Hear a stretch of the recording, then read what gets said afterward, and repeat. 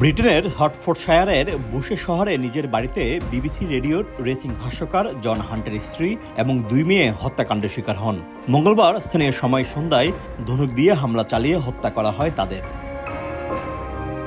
বুধবার সকালে রেনলেশাম সড়কের ওই বাড়ি ঘিরে ফেলেন পুলিশ কর্মকর্তারা। এই সময় সামনের সড়ক পুরোপুরি বন্ধ করে দেওয়া হয়। ব্যাপক তল্লাশির পর জড়িত সন্দেহে কাইল ক্লিফোর্ড নামে সন্দেহভাজন হামলাকারীকে আটক করে পুলিশ।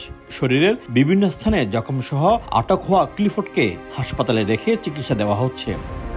পুলিশ জানিয়েছে, জন হান্টের এক মেয়ের সাবেক প্রেমিক ছিলেন সন্দেহভাজন ক্লিফোর্ড। ব্রিটিশ সেনাবাহিনীতে কিছুদিন কাজ করার পর 2 বছর আগে চাকরি ছেড়ে দেন তিনি। হত্যাকাণ্ডে ধনুকের পাশাপাশি অন্য কোনো অস্ত্র ব্যবহার হয়ে থাকতে পারে বলে ধারণা পুলিশের। নগদের কাছে সব গ্রাহকই প্রিয়, তাই তো সারা দেশে ক্যাশ আউট চার্জ সবচেয়ে কম।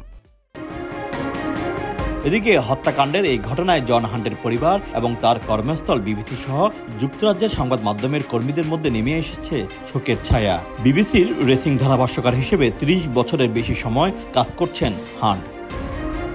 শোয়েব কবির, সময় সংবাদ, লন্ডন।